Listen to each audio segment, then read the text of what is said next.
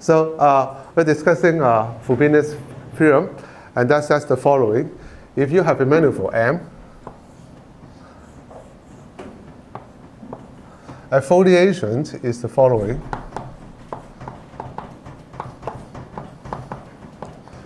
Foliations refer to that the space M,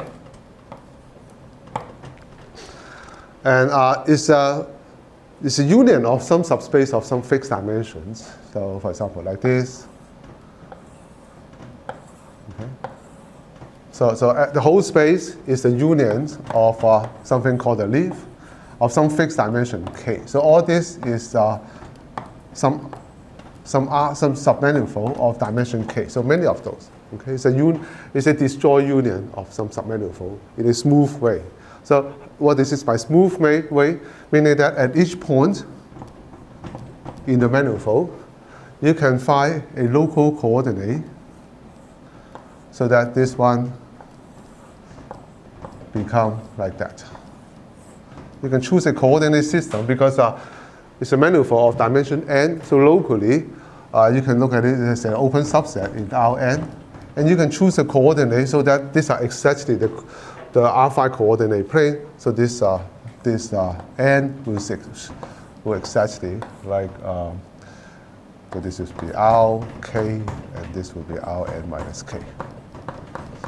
Okay, so locally it looks like this. Then you can, when you go from one chart to another chart, the diffeomorphism has to preserve this layer of structure. Okay, so that's what I call foliations. Okay, and later, after I prove the Frobenius theorem, I will tell you how do you use this result. Okay, so in particular, once you have this, at each point, then the tangent space of n passing through this point, let's say. So each point passes through a n-dimensional submanifold. The tangent space will be a k-dimensional subspace inside the tangent space of the total space. Okay. At each point, you have a k-dimensional subspace. Okay. So in particular, our foliations will determine a subbundle, k-dimensional subbundle of the tangent bundle of M. Okay, so this is a rank K subbundle, vector bundle. Okay, so a vector bundle, like tangent bundle, meaning at each point you have a tangent space which varies smoothly. Okay, a subbundle meaning that at each point in this vector space you have a subspace, vector space which varies smoothly. Okay, so that determines a rank K subbundle. D. Okay, so basically the statement is you have some C infinity type structure. I mean, these are smooth moving it, and then you're only looking at the first order data, right? The tangent space data. So it's first order data. Of course, that is not enough. Knowing the first order data does not determine you the whole thing. We'll see that is what the Frobenius theorem is going to tell you. You need one more data. In a way, it's kind of second order data. What this is once you have this, you have another property is in the tangent bundle. If you look at section of the tangent bundle. Okay, and then U and V here, and then you can look at this bracket.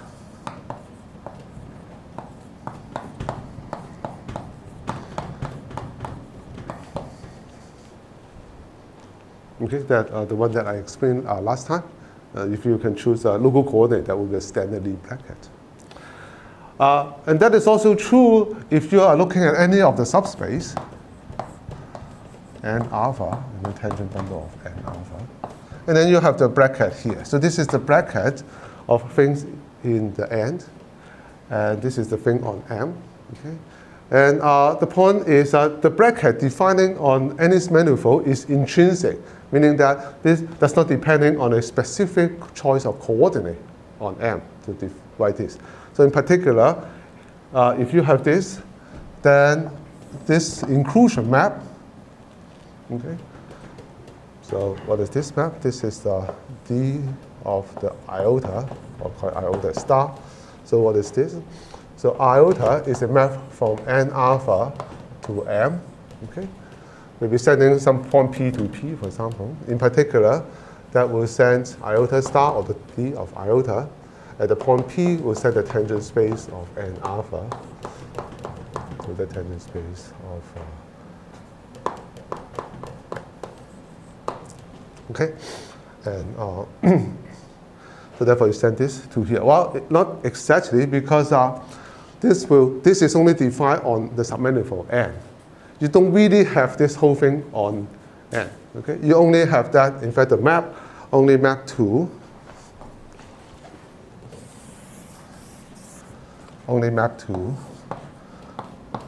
the tangent bundle of M restrict to this submanifold. Okay? Yeah, so it's not really defined the whole thing. But the point is the Lie bracket, if you write down the local coordinate, if it is defined here, even on M, and you can still, the Lie bracket only is well defined when it's restricted to any submanifold. And the point is this map preserve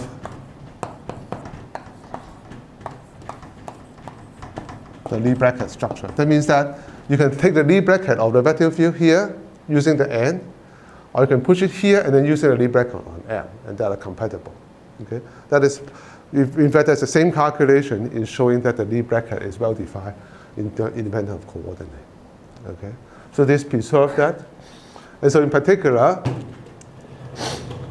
if this is a subbundle, but if this is coming from n, okay, so if therefore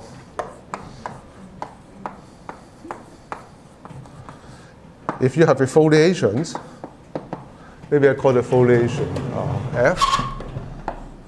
Okay, we're just describing this union of a subspace. If you have a foliations F to determine this subbundle, okay, this with such a thing is usually called distributions. It's a name, just meaning that it's a bundle of the tangent bundle, nothing more than that. Okay, then if they come from a foliation, it has the following property: that the Lie bracket on the section of the tangent bundle, okay, I'm just suppressing this M here, just meaning that any local section here,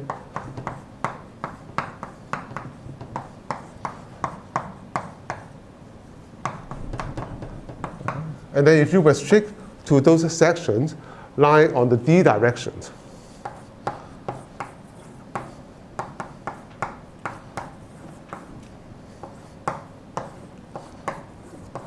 okay, but if it's lying on D direction, it will be coming inside some of the ends. So therefore, that property is telling you that the Lie bracket from here to here, in fact, lie inside here. Okay. So then that exists. Okay. So that is the conditions. Okay, and this condition is called integrability. As we'll see, that's what, because of the Frobenius theorem, this is called integrability condition.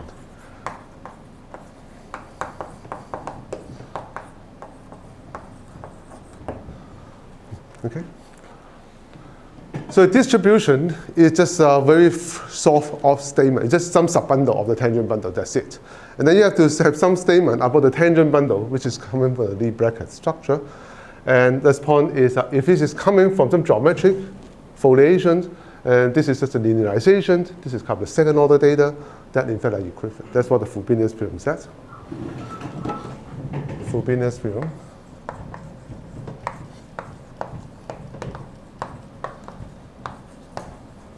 says that foliation is the same as the integrable distribution. Integrable distributions.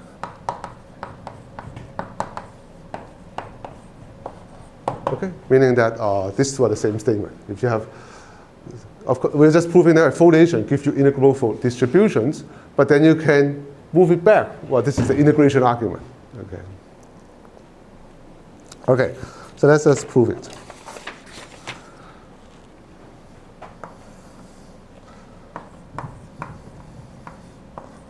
example, I just explained that you go from one side to the other side.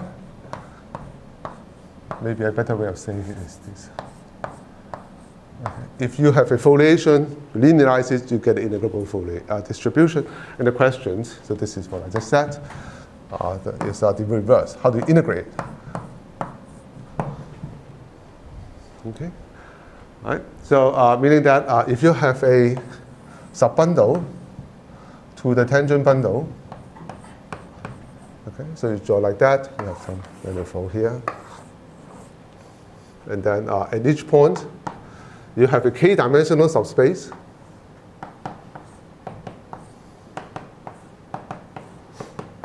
Okay, you have some k-dimensional subspace that you can integrate. And the questions is whether you can find some submanifold passing through each of these so that the tangent space is this k-dimensional subspace. That is the question, right? All right. So first, k equal to 1. Okay. First of all, this is a local statement because maybe I just say that proving this to get foliation, it is a local statement, local question. Because once you can integrate locally, and you have no other choices, that's a unit. Then you can keep on continuing. Okay? And that's the same as solving ODE questions. So it's only a local question, so you can assume that M is just a small patch of Rn, just a small open set. Okay?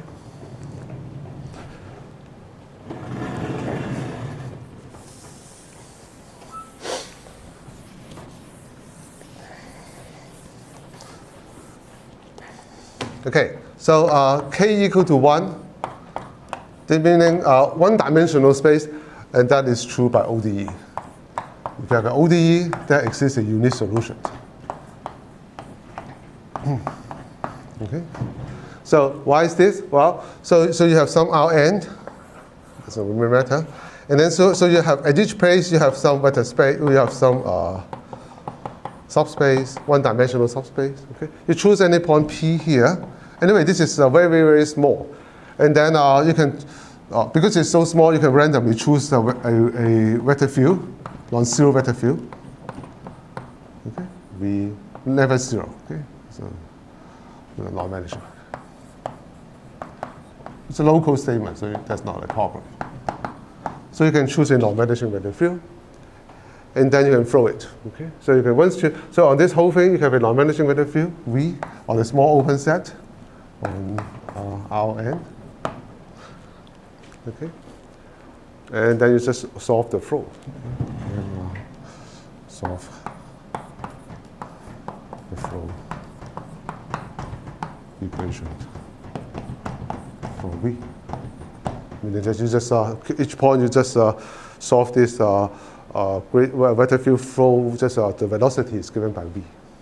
Okay, and so you just at each point you look at this vector field and then you just keep on flowing it. Just go along this. Okay, and that gives you information. You can just call that coordinate ddx basically. Okay, yeah. Or to write down the all coordinate, what you really should do is the following. More precisely, is the following. So for at each point you have this V. I mean, at each point you have the vector field V, and then once you choose P, you just choose. So you first choose. Everything is local. So you first find a transversal slice to this vector field. This is R n minus 1. A small smile. Remember, everything is small. So you can, whether you have direction, you choose any transverse direction.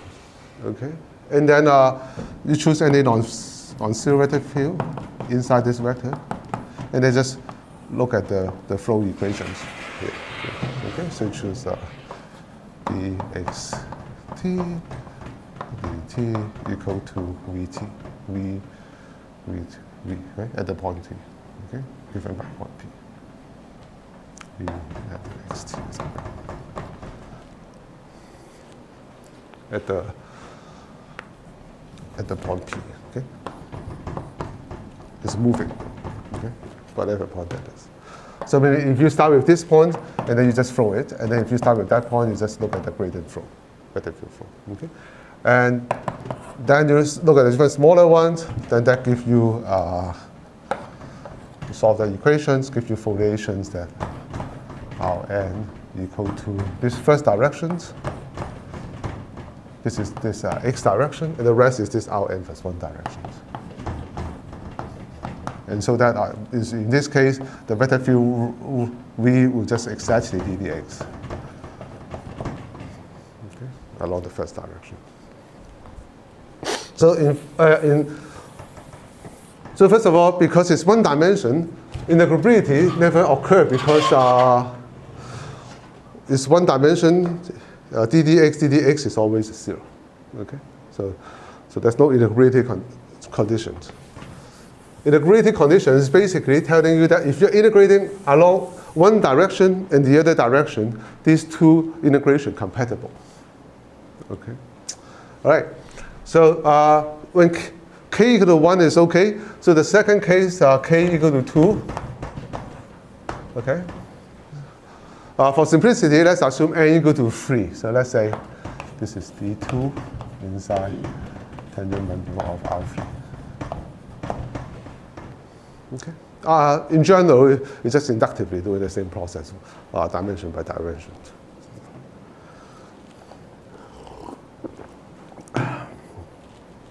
Okay. So the situation is like this. You have R3 here. It's a local piece of R3.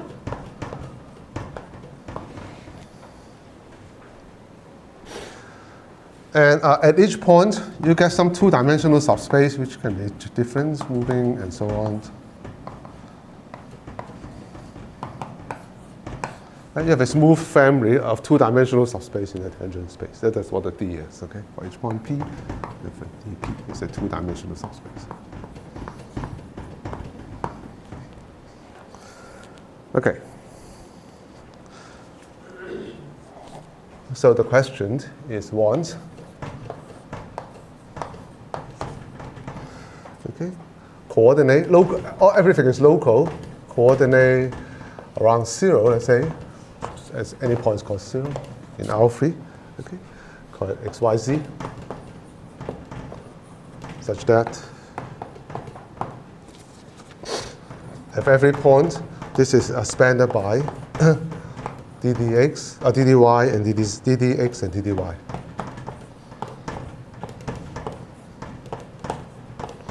Okay, you want to strengthen it, so that means that you want to choose a coordinate.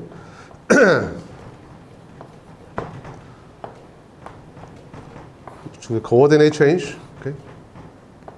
So that this look like this. Maybe this one. Just. Sorry. 識仔都可唔可以望一望？而家下。係望一望啫。Okay, okay. Okay, you want to change the coordinate so it completely start horizontal. Okay, so that was the question. That's what we want to do.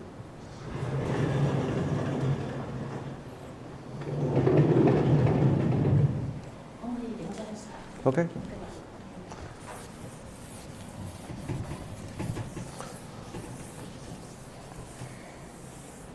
All right. So what do we do? Okay. So just like here, so you first we choose a vector field x and y. The span. That's a span d. Okay, so meaning the following. Because again, very local. So at each point, you choose a vector field and x and y. They are linear independent, so they span that one. And you just choose smoothly on a small neighborhood anyway. Okay, you just choose some linear independent vector field. Choose that. Okay? That local is of course easy to do it because locally the rank 2 bundle is trivial. So it's just some choose trivialization. All right. Then using the first step, okay, just ODE. Okay. If you're only doing one direction, you can just integrate. Okay. So you can just integrate the x direction just like using this method. Okay, it's just one direction is not a problem. So choose coordinate, so they can assume x is just ddx. Okay, so this is this first step. One direction, you can always choose that coordinate by just integrating x. And but y you have no control. Okay, y have no idea. Y is just some vector field, so you do not know anything.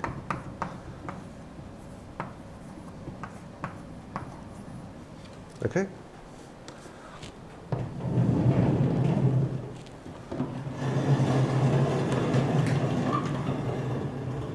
Okay, so D is expanded by x and y. And so you don't need to have this because dx is already here. So therefore, you can assume that D is expanded by x and y without a. Okay? Because you can assume. Because all you really need is a vector field spanning D. So you already have ddx, so you do not need that. Okay, so you can assume x is ddx, y is something like that. Well, we do not know what b and c is. B and c are both function on x, y, z, right? It's just because it is changing at every point, okay, for some b and c. Okay.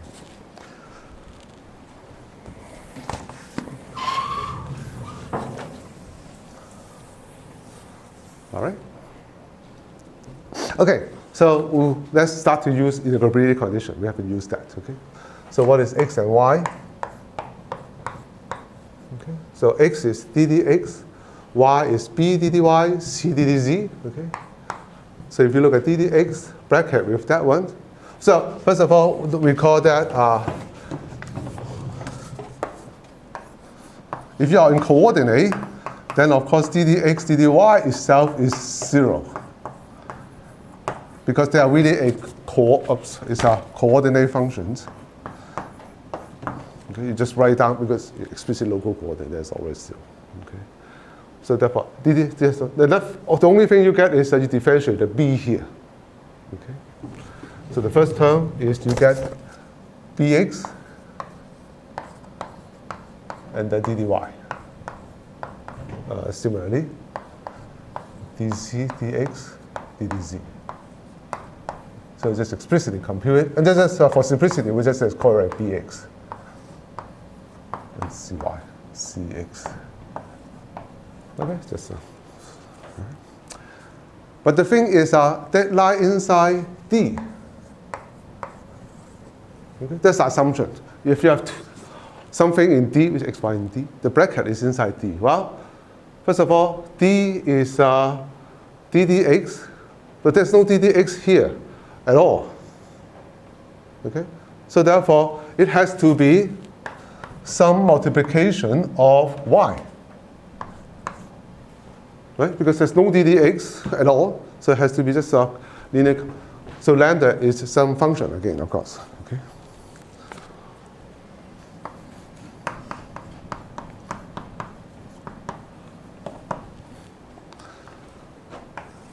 Okay. So maybe this is the second step. Okay. First step. Okay, you keep on, what you eventually you want y to be ddy at all. You do not want, you want b to be identically 1, c to be identically 0. You want to make that to be the case, okay? So do one step at a time. So you first, let's say scale y. Okay, it's just a scale y by non-zero functions. This has to be span something, right? So it's non-zero functions, non-vanishing function, meaning non-vanishing function, non-vanishing function. Okay, meaning that instead of y, you replace this by e to the phi times y, because any non-vanishing function is e to something. Okay, so phi is some other function again. Okay, and okay. And let's see if you try to do that, what do you get? Okay, we want to try phi so that y is getting better.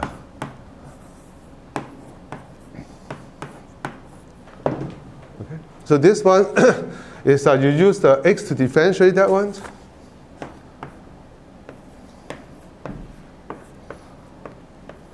of y. X is just ddx. Okay, well, this is again in D. And then the other one is x does not differentiate. The other one is e to the phi xy. Okay, but we know how to differentiate this. This is just phi x e to the phi. Okay, so therefore we get the following.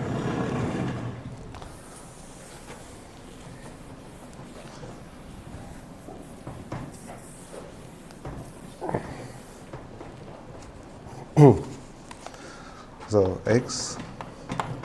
So this is just another choice of y. You just scale it, and this is phi x plus lambda e to the phi y.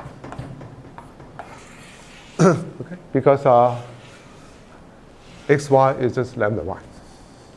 Okay, so you get this. So just call this another y basically. Okay? But this advantage now because x, this new y, is some function times the same y. Okay, and then this you can solve the equation because lambda is given, right? When you choose x and y, you're given lambda, and then you try to find phi. Okay, then you can find phi, so this is 0. Okay, so take phi to be this. You just integrate. Start from any initial points, okay? Lambda dt. Okay. You just solve ODE again, okay? I mean, that is solving this ODE. This ODE. So you cannot just, you have to suitably choose a direction to solve ODE in one direction and solve ODE in the other direction one at a time, carefully. Okay? So that's what we do here. So that means that now this term is 0. This term is 0. Okay? Take this, that phi x is plus lambda is 0.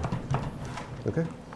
So for this new vector field, so then, so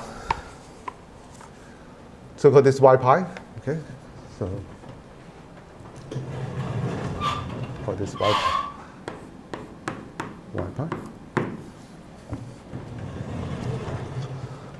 So we know that x, so x, y pi, first of all, these two still span d, because all you do is a scale, non-zero scaling of y, okay?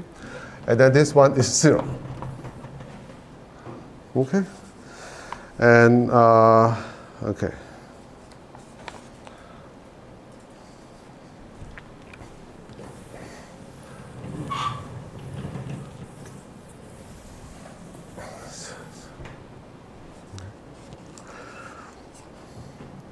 So that is, so why don't we just rename, maybe that's easier to do this. Rename y pi as y, okay?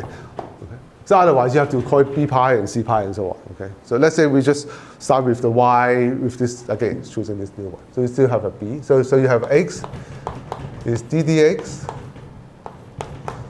y is a b d dy plus z ddz with the property that xy is 0 now. Okay, that's what we have achieved. Okay.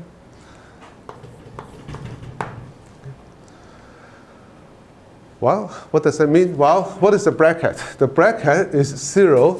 The bracket is exactly, put it back here, this is bx dy plus cx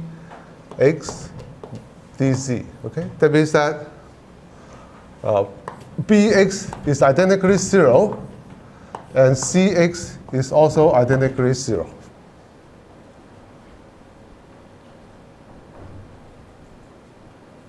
Okay. All right. So let's look at the following. Now we are in R3. Okay, this is x and y and then z. Okay, maybe this is y and z. Okay. So this is a yz plane. And you have a translated yz plane. and so on. And x is this direction, of course. X is always that direction, so that's not a problem. And then y could be like this, because at this different points is this. Okay, y has no x direction, first of all, right? So y is such, so that. Okay. So so on this coordinate plane, P. Okay, where this is 0, this coordinate plane point P. Okay, this is when x is 0 and all the yz coordinates just on this particular plane. And you can do the same thing as before because it's just on one two-dimensional plane. Okay, and then on this plane, okay, and consider the vector field y. Okay, on this particular plane, you have a non-vanishing vector field.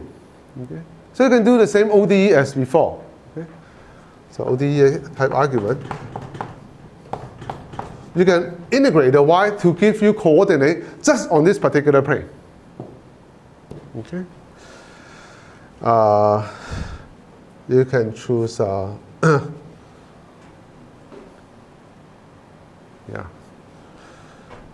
You should change coordinate so that change coordinate change.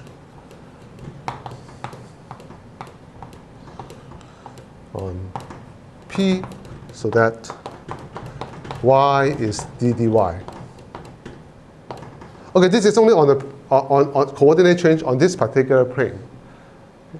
But then you want to do the same thing, same change independently on the other x. So that means that this particular change is a yz to different yz. Okay, but you want to do that for the rest. Okay, and then coordinate change, same coordinate change. On R3, okay, one which is independent of x. I mean, whatever you do on x on this particular plane, you do exactly the same yz coordinate change. Okay, so so let me quickly finish that one.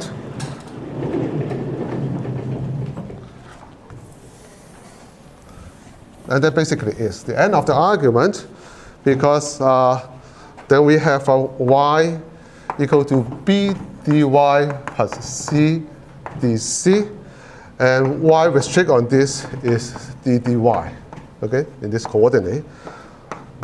But we know that bx is 0 and cx is 0. And this condition tells us that b0yc is 1. And C0YC is 0.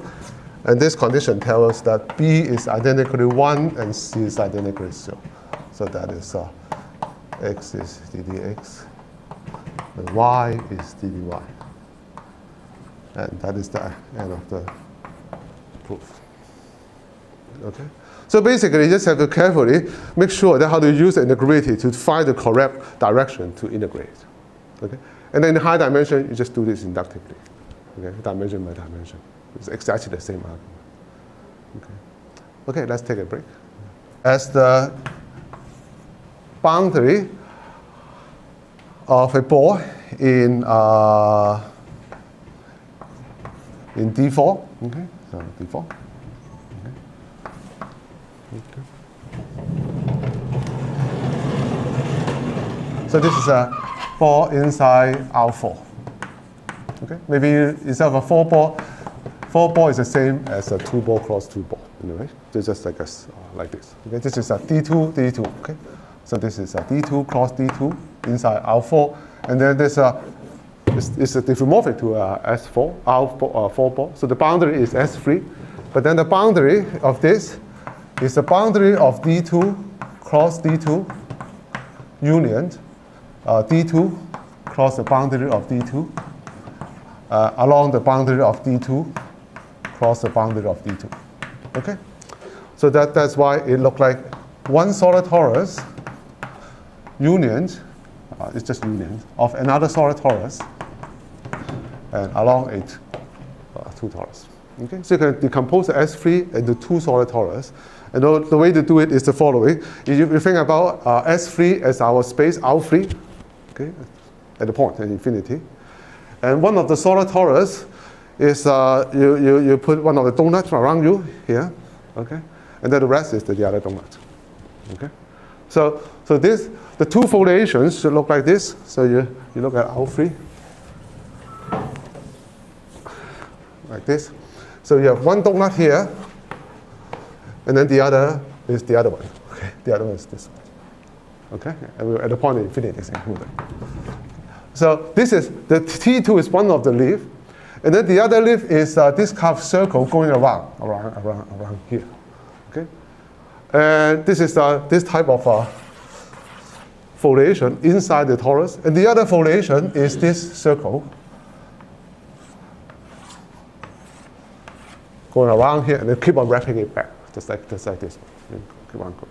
Okay, so it has a very interesting when they start to touch it along the two torus. It's just one is wrapping this way, the other is wrapping the other way. Okay, but the tangent space match again.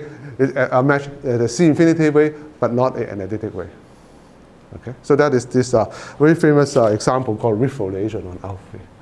Okay, so that's give you.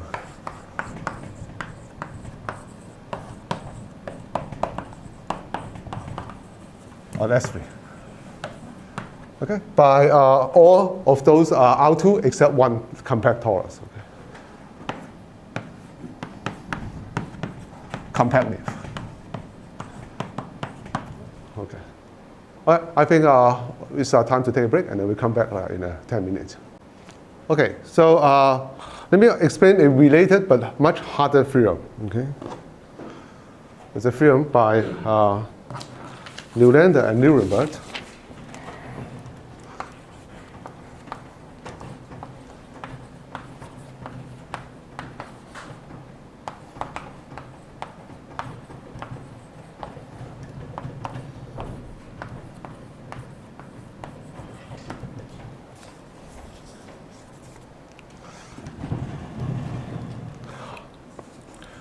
It says that a manifold is a complex manifold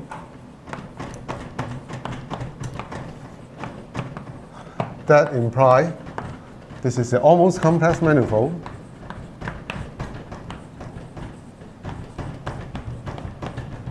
and integrable.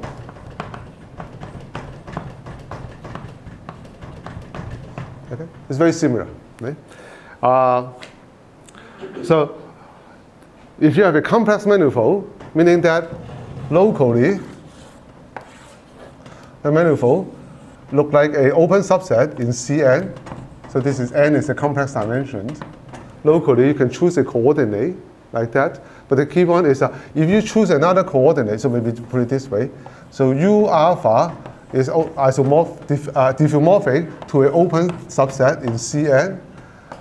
And then U beta is also diffeomorphic to the open subset in Cn, such that the transition functions now become a map from Cn to Cn, this, or at least on the intersections, such that the transition function is biholomorphic.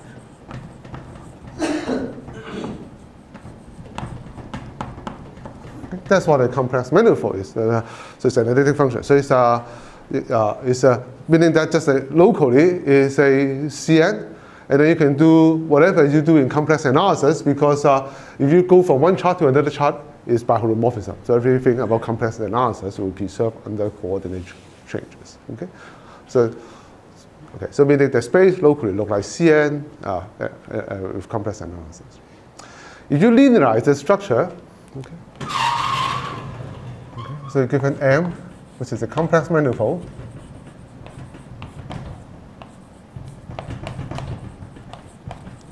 and then you linearize the structure, that means you only look at the structure at every single point. Of course, you lose a lot of information. So at each point, and that becomes a complex structure or the linear space, and which is the same as J at this point is a map from the tangent space, which to itself satisfy the square is the minus identity. Okay? And such a structure is called a almost complex structure. I mean, this condition. That is the definitions of an almost complex structure.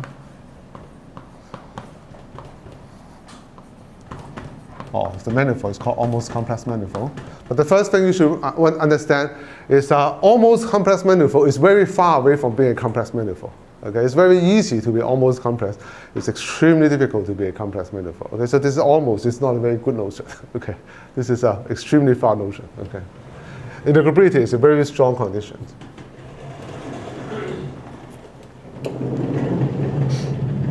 So let me say a few words about this structure. So this is on a, so let's look at a linear algebra statement. Because we just linearize the statement. So everything is just linear algebra now. Okay? So if you have a space, secretly we are thinking about this. No integrability yet, it's just linear algebra. Only look at what happened at one point. Okay? So you want to say that it's a complex space, right? So if you have if you want to say that this is isomorphic to that one, okay? If that is the case, then certainly you have J. J is just a multiplication by I. Okay? So I squared is -1. But this is a much stronger statement. This is not just saying that this is a complex vector space. This is a complex vector space with a trivialization, with a basis. Okay? This is much stronger. A complex vector space, just say you have a J squared equal -1. Then you can choose coordinate so that this is the case. But the coordinate, if you're doing it on the manifold, the coordinate choice may not be canonical and so on. Okay? So this is a much stronger statement, say that this is a complex vector space together with a basis. Okay? So we don't want that. Okay? So linear complex structure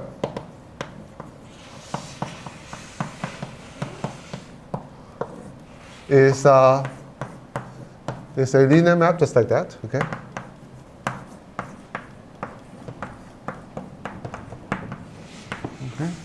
All right. So once you have a linear map, the first thing we do in linear algebra, let's do an eigenvalue decomposition. Okay. Then you get eigenvalue decomposition.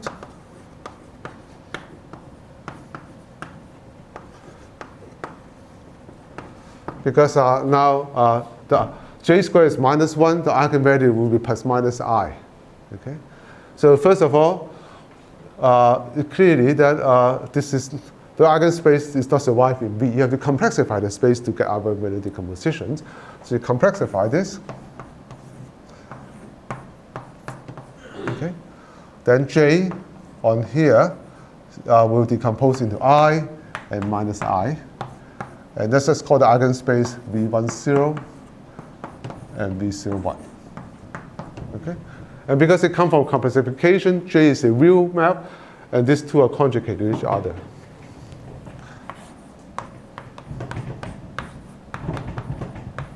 Okay.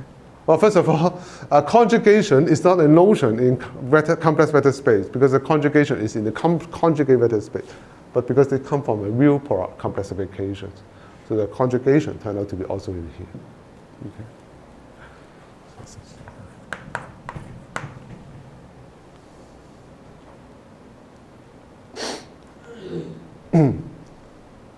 So conversely,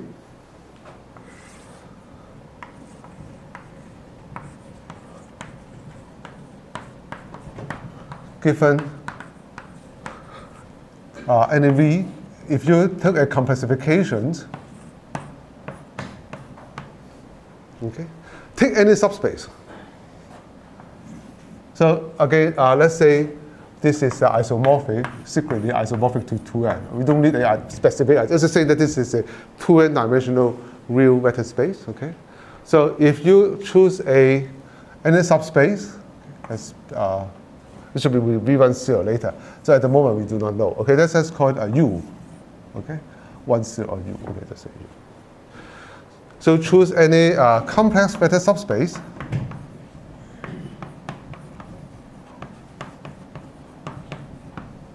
Okay. The question is, can U be this one? Okay. Well, because this is a complex vector subspace inside V, then you can look at this conjugate. That also is a complex vector subspace inside the same space. Again, because this is come from complexification. Okay? So if U intersect U bar is trivial. Now this is an open condition. Most of the elements look like that. For example, in this case. Okay? Yeah. Because the conjugation, this is direct sum. So this is the intersect is conjugation is 0. Okay? But the converse is also true. If intersect is this is an open condition, first of all.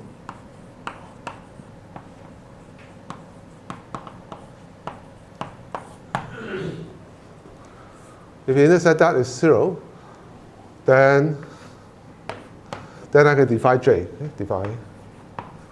Just call it I at the moment. Okay? Define I mapping V tensor C back to itself. Okay? But this one is U direct sum with U bar. Okay? Because they are middle dimensions, and then these two spaces intersect to be 0. So they are direct sum.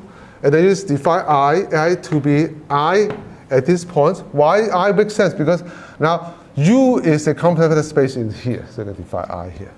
And then to be minus I in here. Because it comes from complexification. Okay? So that is, so you can define that one.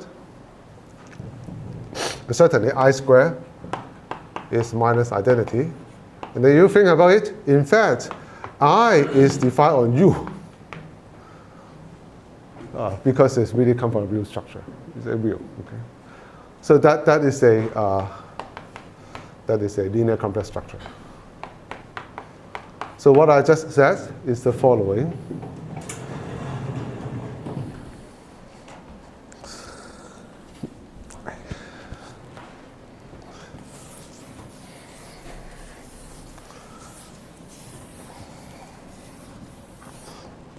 So conclusions.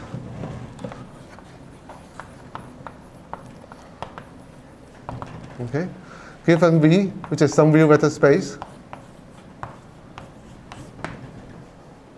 Okay.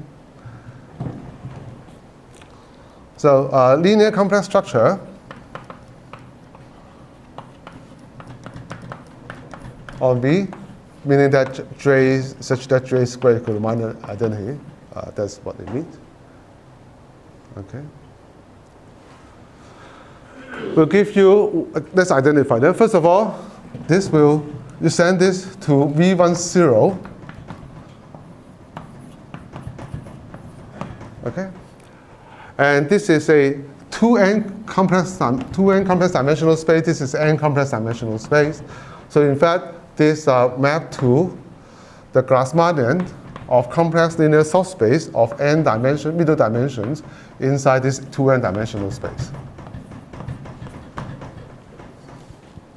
Okay? This is a 2n dimension. This is a complex Grassmannian. This just refers to the set of all n-dimensional complex vector subspace in here. Okay?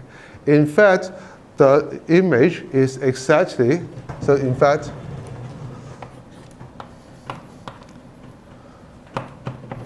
this linear complex structure is exactly equal to this, so that with the property that this subspace intersect is conjugate is trivial. Okay? Let's look at one example.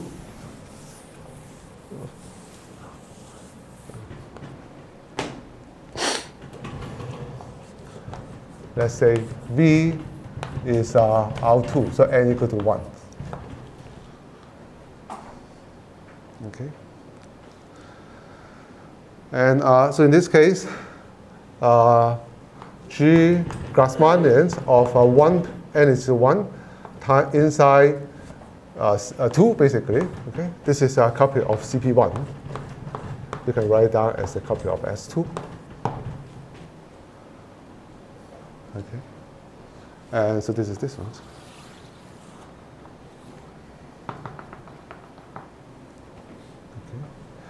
And all linear complex structure is exactly the whole thing except the equator.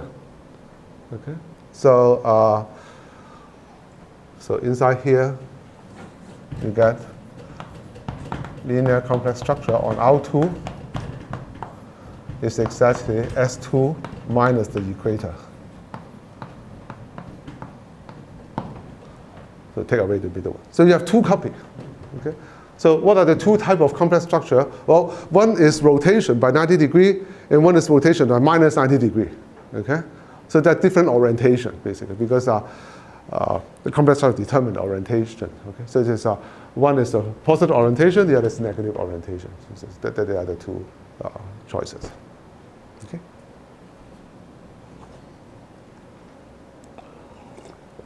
These are like this in general. Anyway.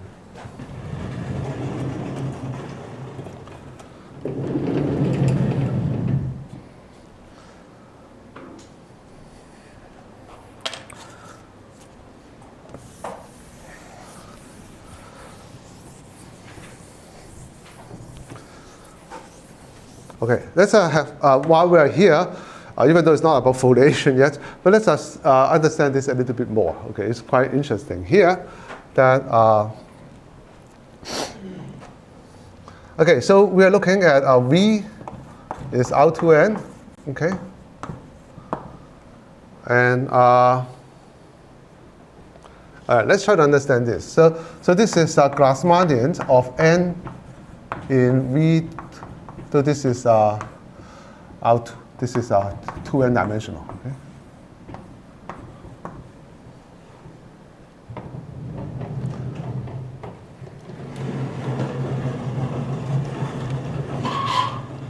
Okay, I'm going to explain something that will be used in next class too. So if you are given a vector space, let's say this vector space V.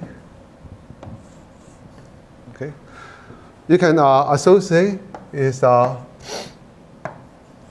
wedge K of V. Do everyone know this? Do I have to explain this one? Exterior algebra. So this element here could be a combination of V1, let's say 2 for example. Okay, V1 wedge V2 maybe plus 3 V3 wedge V4 for example, something like that. Okay, and this wedge product is all the Vi is in V, and then there are Vi wedge Vj is minus Vj wedge Vi. Okay, I mean, let me know if you want me to say more, I mean, or should I assume that you know this? Okay, is that okay? Okay, so this is so the point is the Grassmannian, if you choose an inner product, once you fix the inner product on V, yeah. Okay, if you fix the inner product on V, the Grassmannian of a K plane in V, in fact, naturally sit inside wedge K of V. Okay. How do you do that? Well, the way to do it is you have a k-dimensional subspace, some k-dimensional subspace inside whatever V, okay? And then you choose any basis, V1 up to Vk, okay? And you just send it to the wedge product of the basis.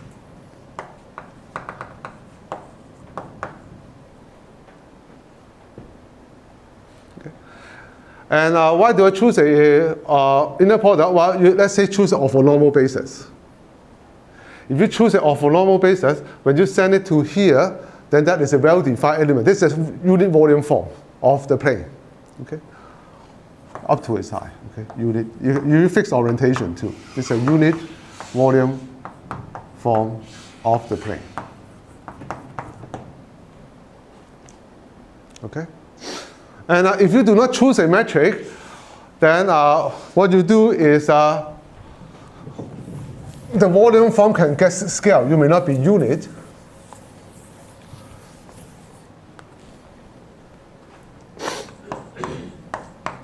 If you're not choosing a metric, then this is just embed inside this one, but you projectivize it. Because the only thing you can do is you change any other basis, you just multiply by some non-zero number. Okay, so when you projectivize it, this is real projectification, that is embedding. And you know exactly where the image is. The image is exactly all those elements which look like this, mean decomposable. Okay? Because when this is decomposable, meaning that you don't have to write it into several combinations, just one term. When this is only one term, or the span of the V is the P, anyway, in a tautological way. So the image is exactly all those decomposable elements. So this is exactly that.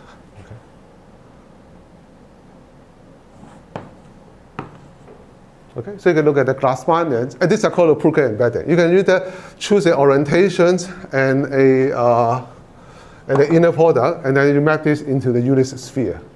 Or if you don't choose anything, then it's just naturally inside the projectifications. Okay, and these are called the Pruker embedding.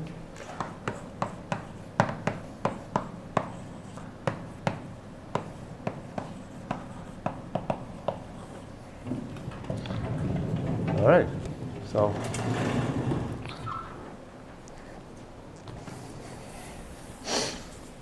okay, now come back to our situations. We are in a complexification setting.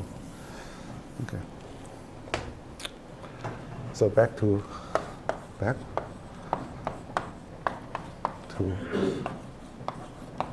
linear complex structure on V, which is isomorphic to complex Grassmannians of n plane inside n this one, which are of the following type, which is some subspace interset is conjugate is trivial. Okay, this subspace. Okay. All right. Now. I have a question. Yeah. How do we know that there are decomposable form? Yeah. Choose any subspace, then choose any basis, that is a decomposable form. So for example, if you have R3, okay, and then you have some subspace here, passing through the origin, some subspace, two-dimensional, pick any two vector on the subspace, any two. And then V1 wedge V2 is in wedge 2 of R3. Just pick any, because the point is, if you have a two-plane, then this element inside here is well-defined. Well, you just choose any two vector, this is a wedge product, right? So it's already there. And if they're linear independent, this is non-zero. Yeah? And so this is identification. You get any plane, you get this vector, this is well-defined up to scaling. Because just like the follow, if you are in R2, okay, if you are in R2, choose any two linear vector, any. Okay, then V1 and V2 is the same as dx1 wedge dx2 up to some non-zero constant, right? So therefore, it's well defined. There. Oh, my question is, these are indecomposable differential forms. Yeah. How do we know there are forms that are they are not decomposable? Yeah. So this is not decomposable. So in R3, every form is decomposable. This is just saying that the Grassmannian in that case is just S2 basically, or RP2. But R4 is not. So dx1 wedge dx2 plus dx3 wedge dx4 is not decomposable. You cannot write it as that means that you cannot write it as some V1 wedge V2. No matter what you do.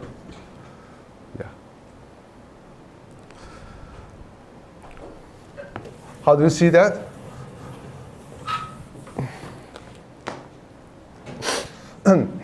If we call this form omega, this is a two form. Okay. If you have a two form in R4, if it is decomposable, that of course, omega squared will be 0. Because if this is a V1, V2, V1, V2, you see V1 twice, that has to be 0. Okay? This particular form, the wedge product is x1, x2, x3, x4. It's not 0. Yeah. So. For general vector space, Yeah. we can we use the same procedure to construct forms that are not decomposable. Take any 4-plane and choose something like that inside the 4-plane. That is not decomposable. Yeah.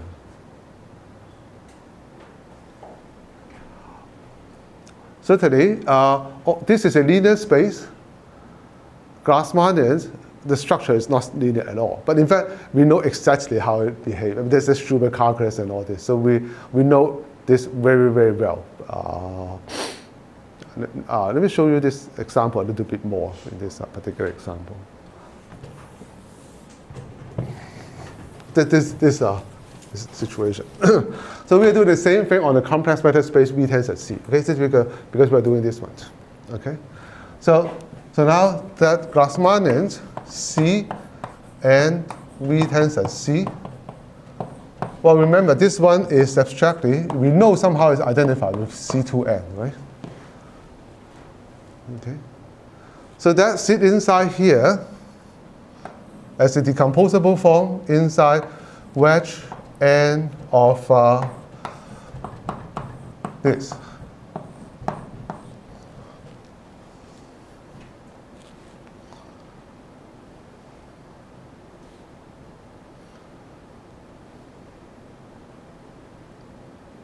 Okay.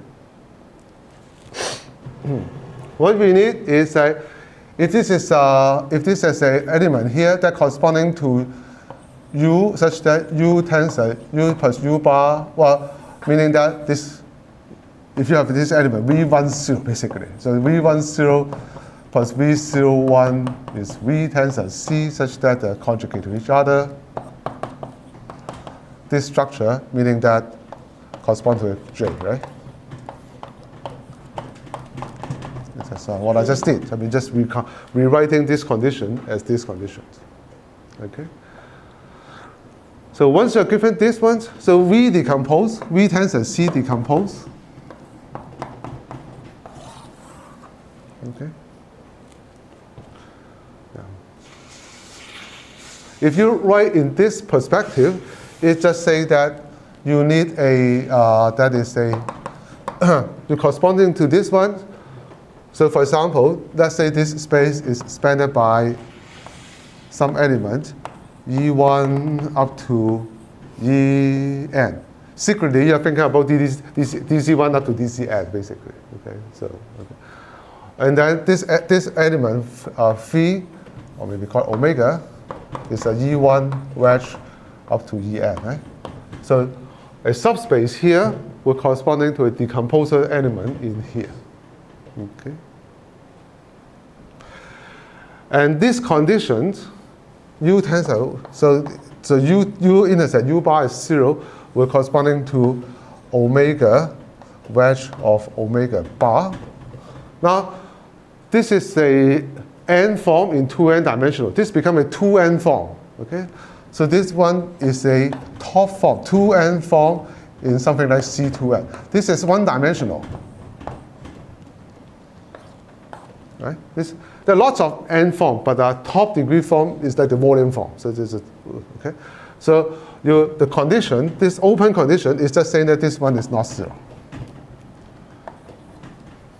So let me say again. So what is a linear complex structure on V?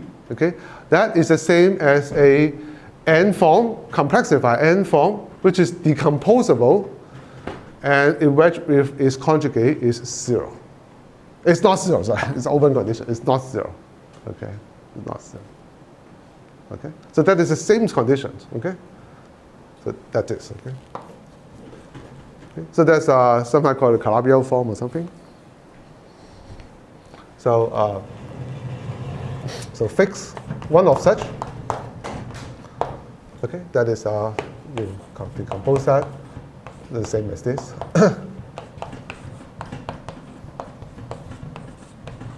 So secretly, we are thinking about V as the cotangent bundle of a complex manifold M.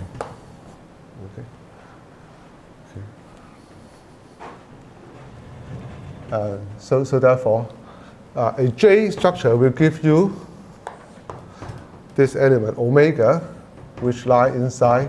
This is a decomposable element, and also omega wedge omega bar is not 0. It's a volume form statement. This is inside wedge n of this 2n-dimensional space. But now you decompose this into here, and then that becomes the wedge n of V10 plus wedge n minus 1. Okay, let's write a different note. Let's just start to write this. 0, tensor wedge 1, and so on. Okay. In the following sense, because you look at wedge n of this term. Okay. So wedge n could be so that is rewrite as I call this a wedge n 0 plus wedge n minus 1 1 plus wedge n minus 2 2 plus wedge 0 n. So where wedge PQ is just a wedge P of V10 tensor wedge Q of its conjugate. So its definition.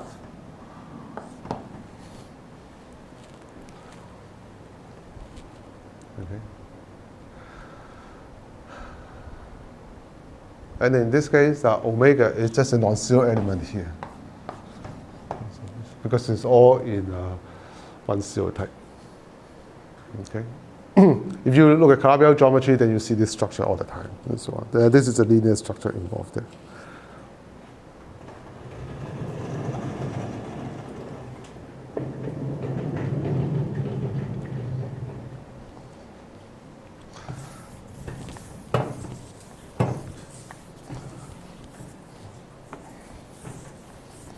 Okay, so now the question is, okay.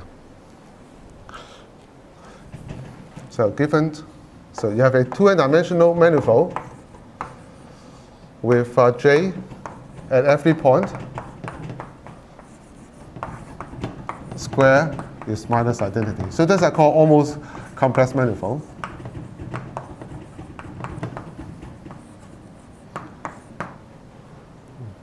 When does it come from a complex manifold?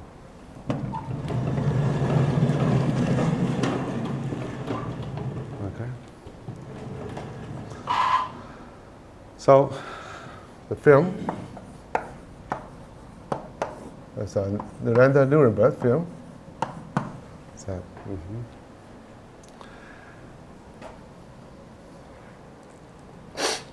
so first of all, this I just told you that this will give you the tangent space or the cotangent space, either one. The tangent space will decompose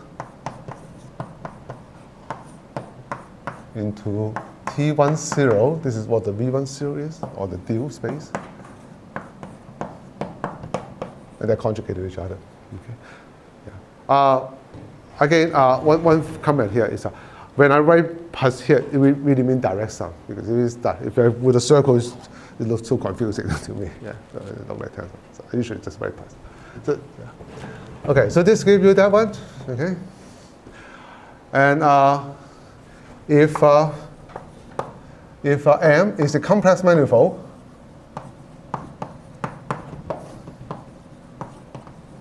with linearization, give you this.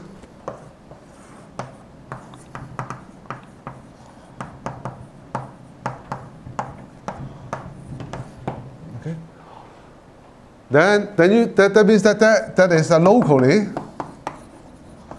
there exists complex coordinate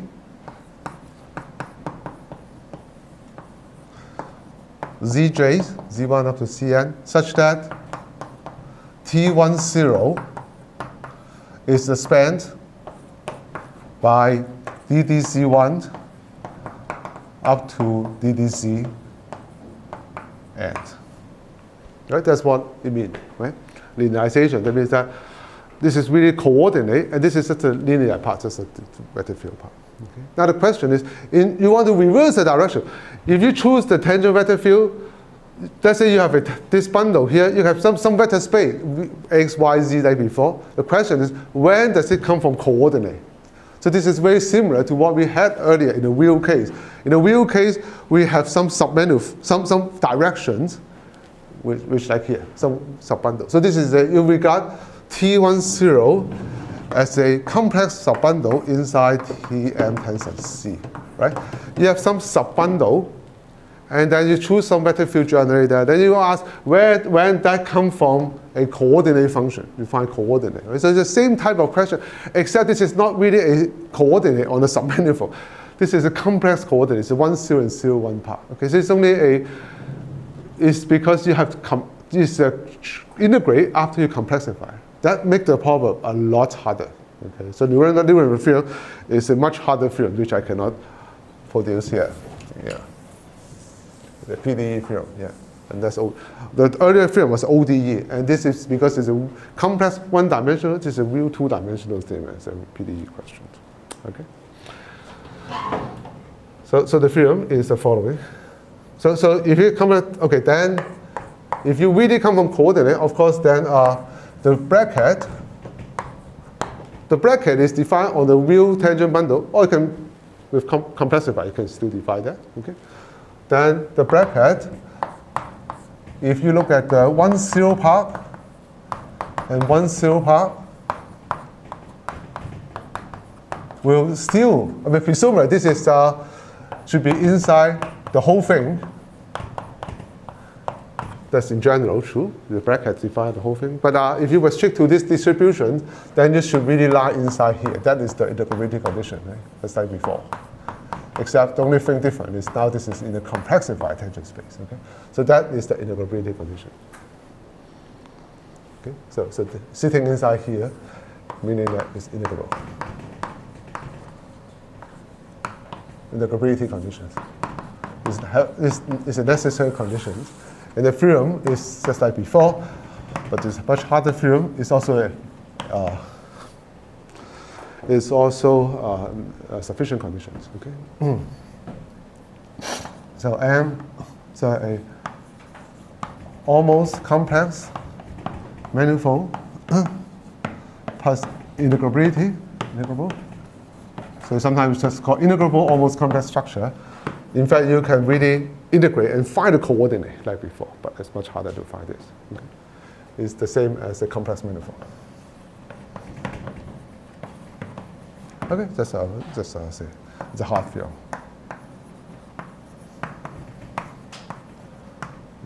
It's a PDE.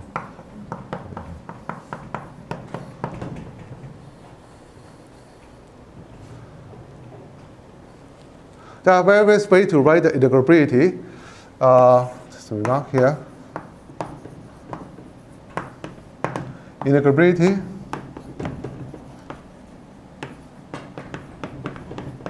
which is this condition. That means that this only comes from almost complex structure, and then you want the bracket to be here. So integrability, that is this one preserve the sections of T10. Okay? Meaning this. Okay? It's equivalent. Well, this is harder to how do you check something like that? It's too hard to check. But there are some tensor that you can check. It's the same as the following tensor. That is x uv. Take to any vector field. Plus, I need to remember the sign here. Plus jx u v plus j u jv minus ju jv is 0 for every uv. Okay, so this is a tensor called nuv. Okay, it's a 0. So even though this looks like a differentiation, but the differentiation part they all cancel out. Okay, so this is really a tensorial statement, and that's true. Okay. Another way you can write this is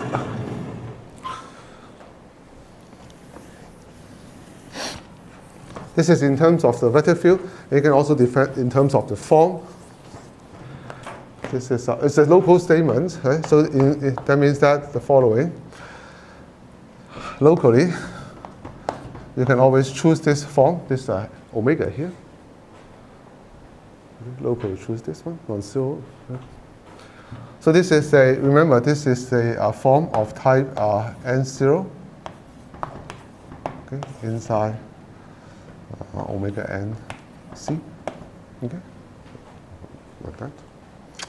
And the conditions, so these are only come from almost complex structure. The integrability condition is d omega is the same as omega up to some form, for some one form.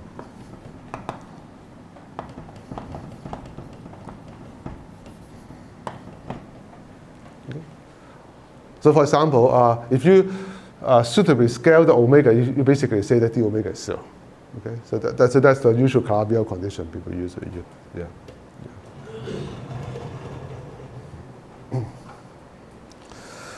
Okay, so that is that.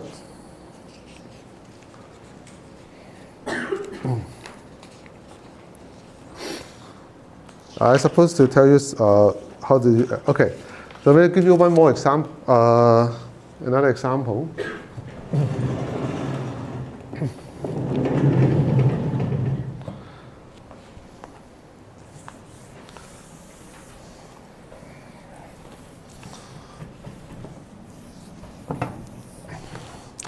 If you have a 2n-dimensional manifold with a 2 form,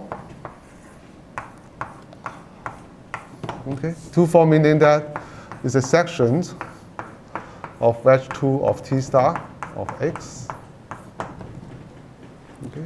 Assuming that the 2 form is closed and non-degenerate, meaning that if you look at the tangent space at X, so this is a tangent, this is 2 cotangent, you contract one of the elements, and you get a cotangent vector. Okay? And you assume this is isomorphism. This is a non-degenerate condition. This is a linear algebra conditions. This is kind of a locally constant conditions. Okay? So assume this.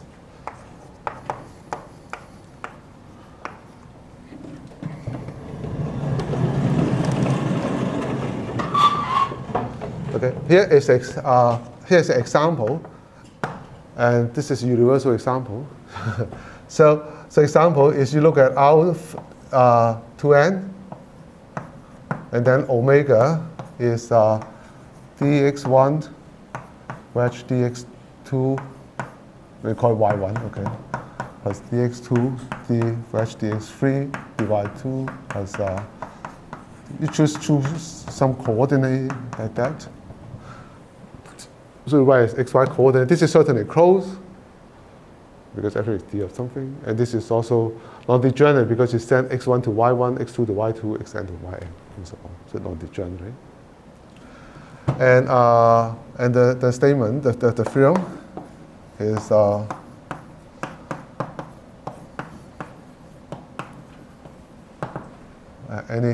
x is always like this example.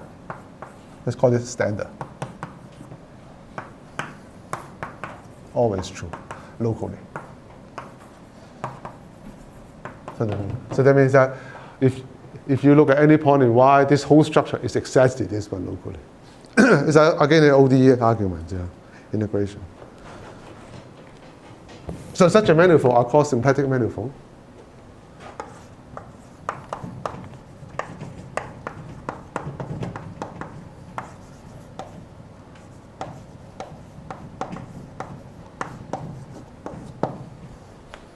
So if you have doubts, then just think about this example.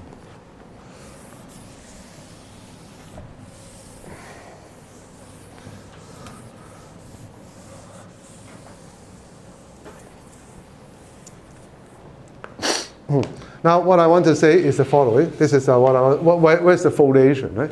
Now, we want to find the following case. we want some foliation, meaning that you want some subbundle inside the cotangent bundle of x. So x is 2n dimension. It turns out this is of rank n plus k, or some k. We want some foliation, which is integrable. Okay? We want some subbundle to turn out to be integrable.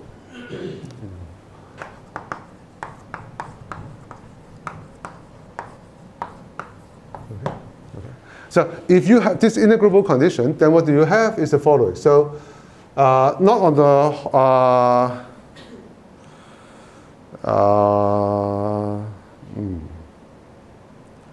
okay, not quite in fact. Okay.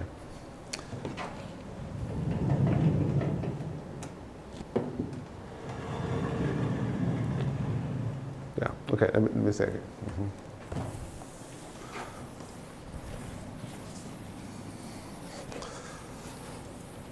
Okay, here is the example.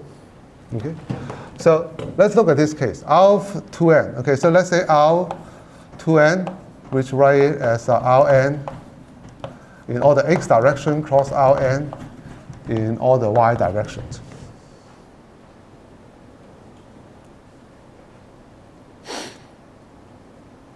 And let's say you look at the following one, which is all the Rn in x direction and some of the direction in y. Let's just say the first y1 direction.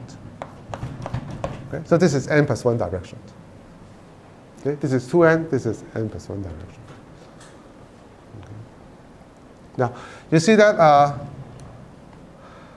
omega is a dx1, dy1, dx2, dy2, and so on. Okay? Or dx1, dx1. Okay? Okay, that's just right here.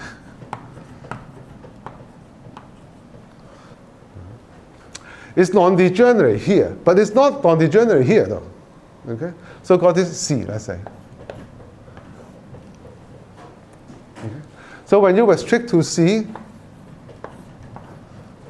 it degenerates somewhere. Where does it degenerate? So this one degenerates somewhere. Okay. Well, what is this direction? This have x1, y1, and then x2, x3, and then up to xn. Right? Non-degenerate because when you see x1, you have y1. So therefore, it's non-degenerate, basically. Okay? You contract x1, you get y1. You contract y1, you get x1 minus. Okay? But when you restrict to here, well, this is non-degenerate, but it's all degenerate here. Because you only have x2, you don't have y2. It becomes degenerate. So all these are degenerate directions. Okay? So in fact, that gives you the kernel of this thing. Okay? It's exactly spanned by all this.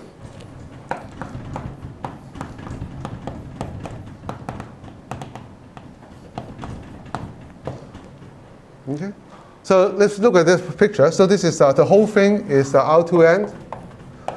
Inside, you have this space.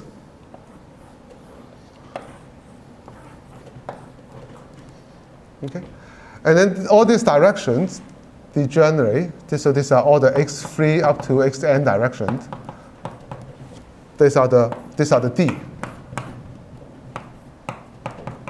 So this is the C here, which is the this downstairs direction is x1, y1 direction. Okay. So for each point x1, y1, these are the degenerate direction. And so therefore, if you look at the space C, which is the union of alpha inside this two plane spanned by x1, y1. And this is n alpha, which is one of these. So the leaf space, so this is the space of all the leaf, is spanned by x1, y1. Okay? At the point that the whole thing that I want to say is, in fact, omega descends here.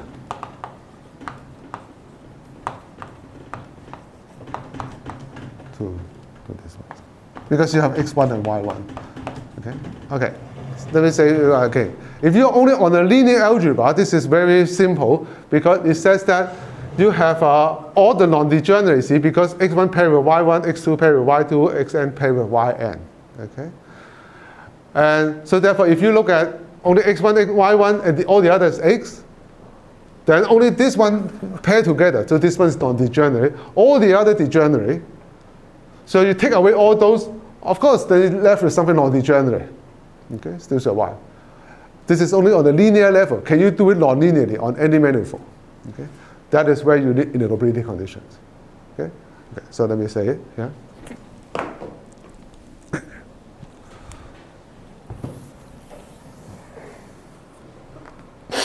So what you need is the following. You need to have something like this. You have to have some non-degenerate direction and all the other degenerate directions. So you need something more than half of this. Okay, that's why we need half of that. Okay, so say again. So you start with this one is a symplectic. It's two-dimensional. This is non-degenerate two-form. Okay, a submanifold of dimension n, the case.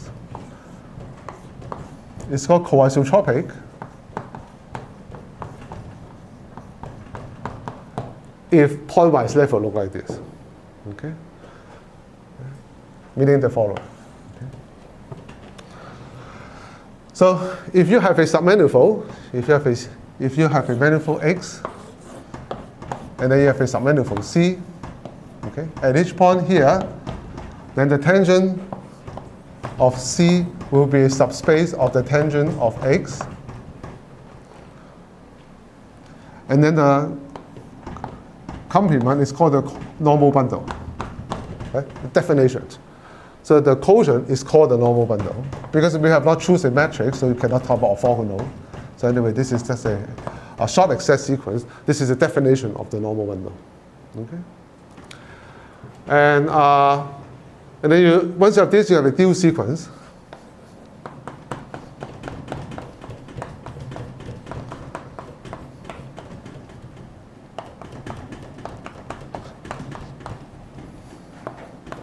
In general. So take any submanifold, you get this sequence. Symplectic tell you one thing. The wedge with omega, this one is isomorphism. That is the non-degenerate condition which are used here. So this is so we use the non-degenerate condition here. Okay. And so you can ask whether this one is zero. This map is zero. That is a coisotropic conditions. Okay. Why? Well, this is example. What is the thing which are in the normal direction? It's all the y2 up to yn, right? That's the normal directions. And then if you go to the y and then go to here, become the x2 up to xn. There's no x2 up to xn here. There's no x2 up to xn here. In the normal direction, okay? So things look like this is exactly say that this is zero. That is the coisotropic condition. The other conditions is easier. If you look at this is zero, these are called isotropic conditions.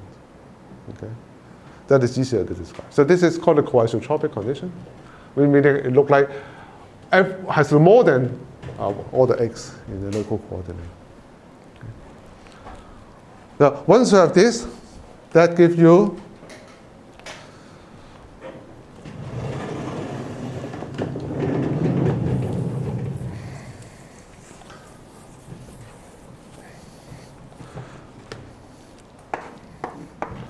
trace the diagram, right?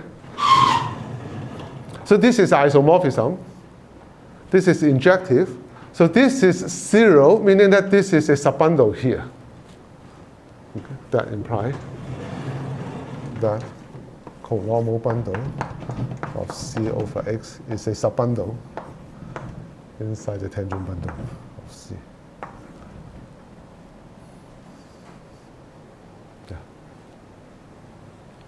Right? This is zero, imply that this map to here. This isomorphic, so this is injective. This is injective. So we get a distribution.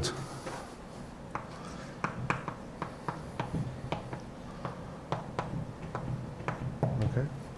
You see that in this example, these are exactly all the x, normal dimension, all the x. And now I have to the exercise is the closed conditions is exactly saying that this distribution is integrable. the same conditions. So you have an integrable distribution. Okay?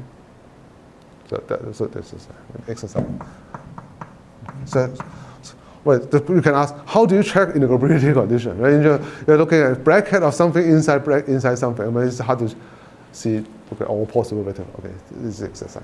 It's followed directly from d omega 0.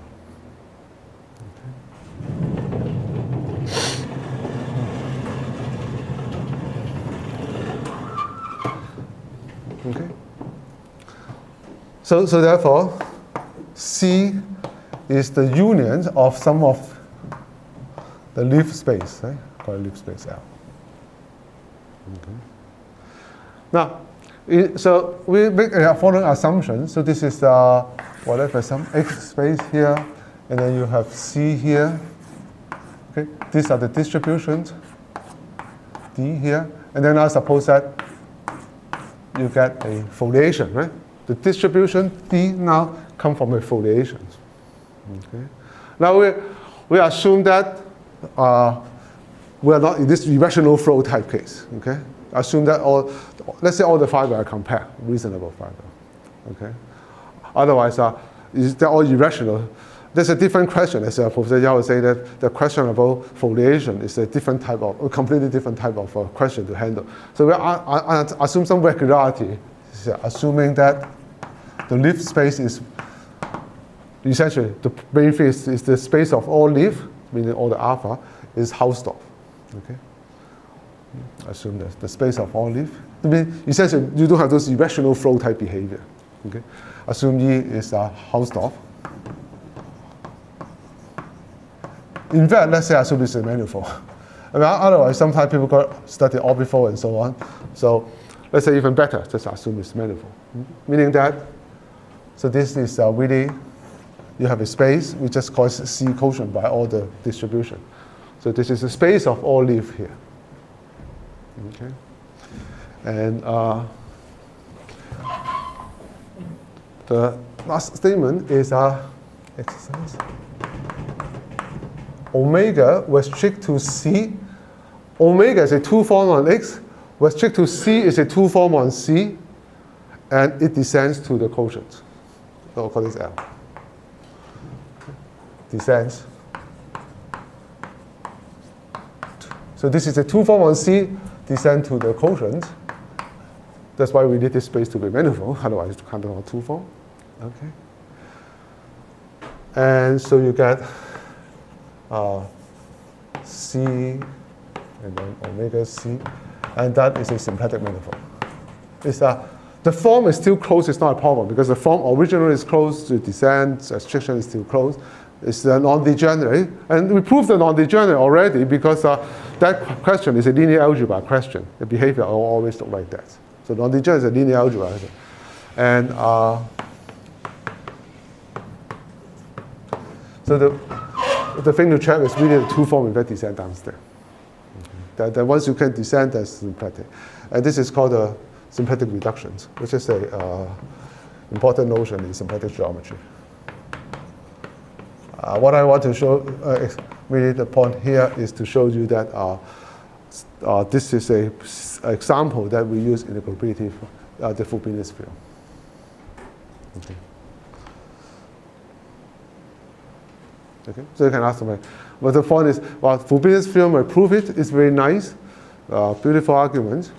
How do you check it? Right? In general, it seems hard to check, but I mean, sometimes you can reduce to this type. A very simple condition to check. And how do you use it? You can produce other geometric structure. Okay. Now, this I will explain that. Another example of how to use Frobenius field is telling you that, next time we're telling you that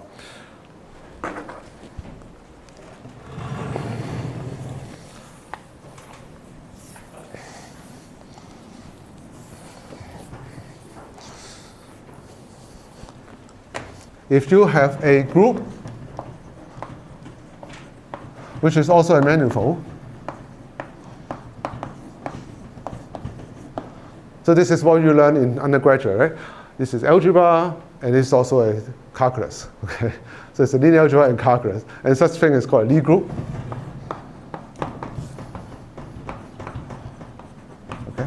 So of course, Fubini's theorem is about manifold theory and so on. And we're going to use that to show you that the theory about G is equivalent to, you look at its tangent space at a point. In a way. I explain that more carefully, up to some covering. Okay? And so those are called the Lie algebra. And why the Lie algebra thing control the Lie group behavior. So we reduce something rather nonlinear to something just a linear algebra question, or Lie algebra questions. And why this kind of Lie algebra question can recover the Lie group structure theory more nonlinear is using the Fubini's theorem. Okay? All right, so stop here today. Any questions? I have a question. We know that locally, mathematics can be written like dx squared plus dy squared. Thus, in singularity case, No, you have that's only a point. That's a point-wise statement. Otherwise, the curvature is 0. yes, that's a good. So what's the difference? But why the singularity case locally we have the standard? Because d omega is 0. So.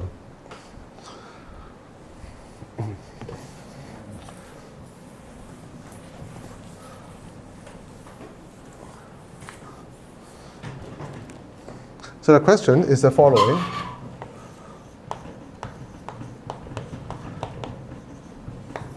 So typically, let's look at the standard example. Okay, meaning vector space. Okay, standard example, you have a inner product. Okay, if you look at Lie theory, then the symmetry is called the orthogonal group. It's all this linear symmetry preserving inner product, non-degenerate inner product is ON. Or you can talk about this one, J, okay? And the structure is called GL and C. Okay? The symmetry of R2N with C. Okay, let's say all R2N for example. Okay, let's see. So these are all linear algebra. And then the third one is you can also look at a two form. And this is a symplectic form. So this is SP, 2NR. Okay? So what is this? So first of all, this is, you look at a two form here. Just call this vector space V. Okay? Wedge 2 of V star. Okay? And then you require this to be non-degenerate. Okay? This one is the element is in sim 2 of V star. Okay? If you require it to be non-degenerate, you can still have signature. For example, it could be positive definite or it could be Minkowski space and so on. So each of them will give you an orbit. So let's assume this one and also is positive definite. Okay? And that's this condition. Okay. You have these three structures. They're very much related in the sense that, let's just call this G, for example. If you look at the standard Hermitian structure, meaning you look at Cn and this, and so you look at R, 2n, and then this, and that, compatible in the standard Hermitian inner product, meaning that G of uv, G of juv is omega uv. So every two of them determine the third one. So this standard Hermitian vector space. Okay? Then the symmetry is in the UN. Okay? So these are so typically when you look at linear algebra, these are standard structure that you look at the linear algebra, and then you can do any manifold theory. So you can ask the following questions.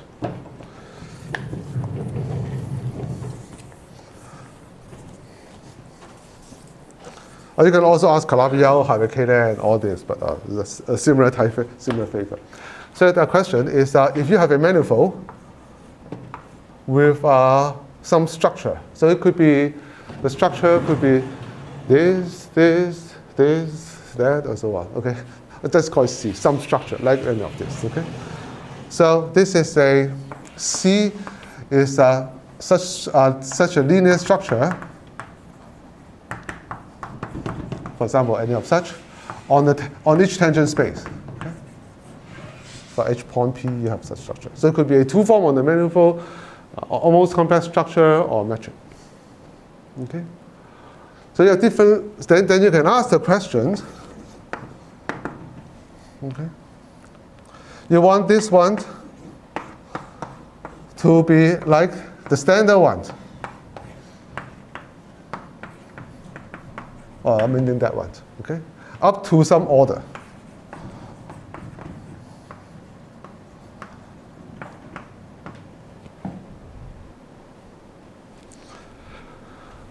Okay, so let's just write down.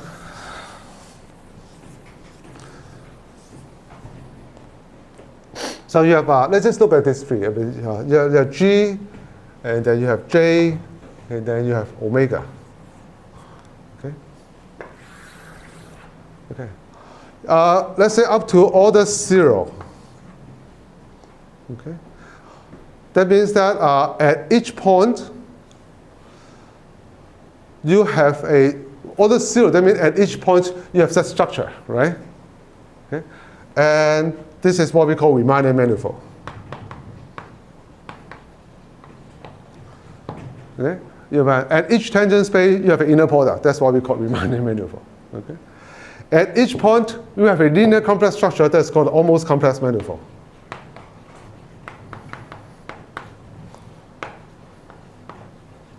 Okay, this is at each point statement. At each point you have a non-degenerate two form. We have no name for that. Okay, it just that exists in non-degenerate two form. It's no closed conditions. We're just having non-degenerate two form. Okay.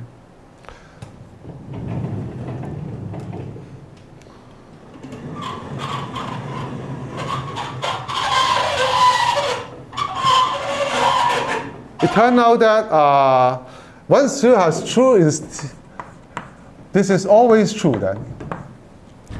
Meaning that when this is a standard when this looks like standard at each point, then you can make it standard at first order. What does that say? It says that at each point you can choose a coordinate so that the Christoffel symbol is 0 at that point. Okay?